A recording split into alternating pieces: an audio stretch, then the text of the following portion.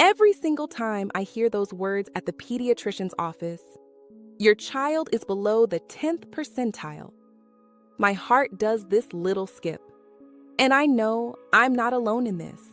So today, I'm walking you through the 5 essential strategies that will completely transform how you handle these appointments and turn that anxiety into empowered confidence.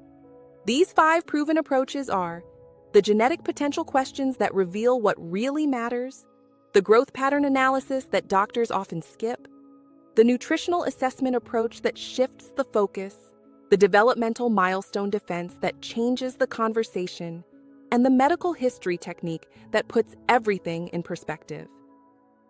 The first thing you should do is ask about genetic potential. I remember sitting in that sterile exam room with my second child, watching the doctor frown at the growth chart. My hands were literally shaking as she pointed to that bottom curve. But then I discovered this research from Seattle Children's Hospital that completely changed everything. They found that when parents actively asked about family height patterns, doctors were 73% more likely to consider genetic factors before recommending interventions. So here's what you do. Number 1, before the appointment even starts, calculate both parents' heights and bring those exact measurements. Don't guess, measure. Then ask your pediatrician to calculate your child's mid-parental height. For girls, they subtract 5 inches from dad's height, add it to mom's, and divide by 2. For boys, they add 5 inches to mom's height, add dad's, and divide. This gives you the genetic potential range. Number 2, ask this exact question. Where does my child fall within their genetic potential? Because here's what most parents don't realize. A child in the 5th percentile with parents who are both 5 feet 2 inches might be perfectly on track, while that same percentile for a child with 6-foot parents could indicate a real concern. Next, you need to understand growth pattern analysis. So I learned this the hard way when my neighbor's daughter was labeled failure to thrive at 18 months. The doctor was so focused on that one measurement, but when they looked back at all her previous visits, she'd been consistently following the 8th percentile line since she was 4 months old. Turns out, she was just constitutionally small, totally healthy, just petite. According to research from the AAP, up to 30% of healthy children will cross percentile lines in their first 2 years. But here's the key. It's the pattern that matters, not the number. So what you want to do is request to see your child's entire growth curve history, not just today's plot point. Ask specifically, has my child been following their own curve consistently? If they've been tracking along the same percentile for months or years, that's actually reassuring, even if it's a low percentile. The third strategy is the nutritional assessment approach. And this completely flipped the script for me when I realized how to use it. Instead of waiting for the doctor to suggest your child isn't eating enough, you take control of the narrative. So here's how. Number 1, for 1 week before the appointment, track everything your toddler eats. And I mean everything. That goldfish cracker they grabbed from their sibling, the 3 bites of banana, all of it. Number 2, calculate the average daily calories and bring this data to the appointment. When you present actual nutritional data, it shifts the conversation from your child is too small to let's look at the facts. I'll never forget when one mom in my parenting group did this. Her pediatrician was convinced her daughter wasn't getting enough calories, but when she showed the food diary proving 1,400 calories a day, well above the recommendation for her age, the whole tone changed. The doctor actually said, well, she's clearly getting adequate nutrition. Let's look at other factors. Your 4th step is what I call the developmental milestone defense. This is where everything clicked for me. My friend's son was in the 3rd percentile for weight at his 2-year checkup. The pediatrician was really pushing for weight gain interventions, talking about high-calorie supplements. But then my friend asked one simple question that changed everything. Is he meeting all his developmental milestones? See, researchers at Boston Children's Hospital found that children who are meeting their cognitive, motor, and social milestones are rarely malnourished, regardless of their percentile.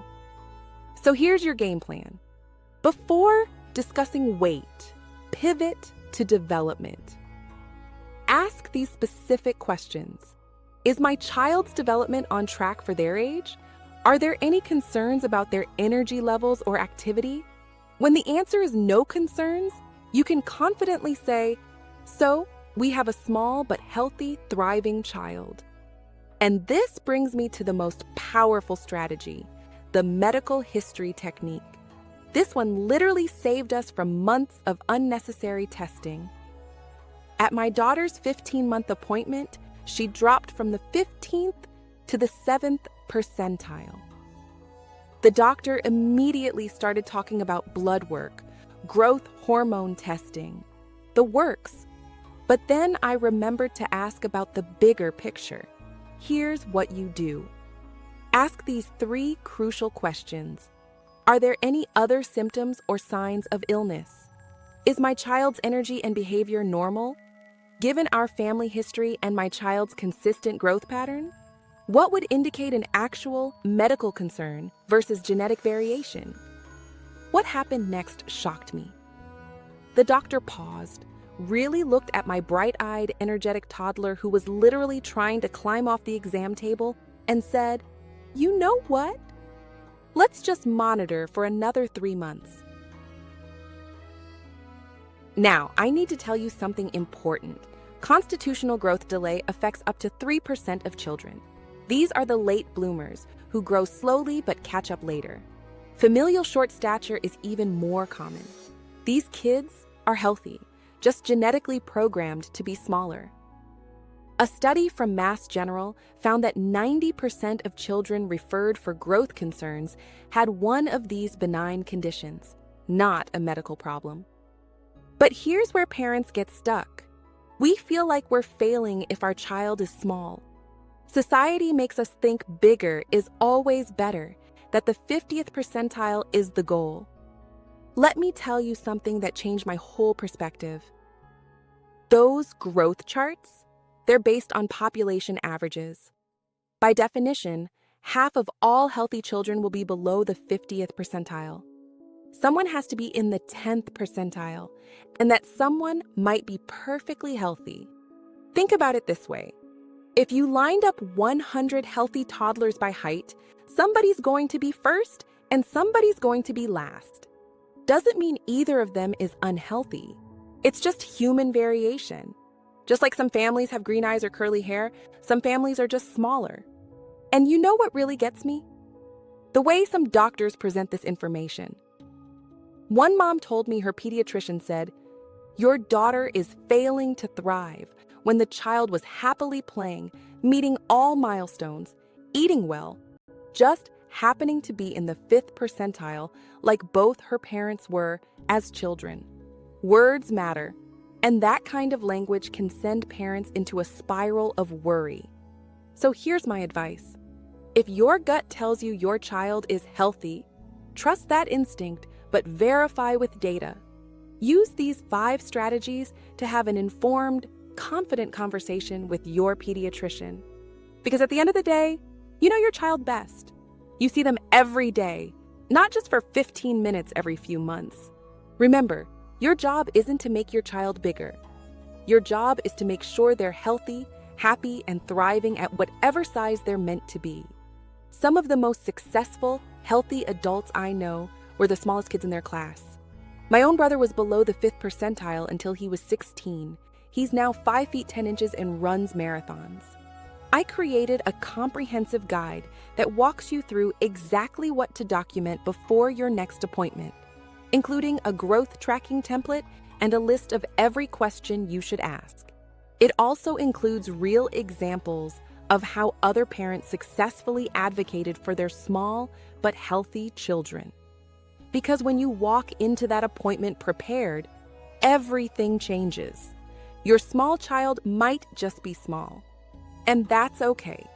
What matters is that they're healthy, developing well, and living their best little life.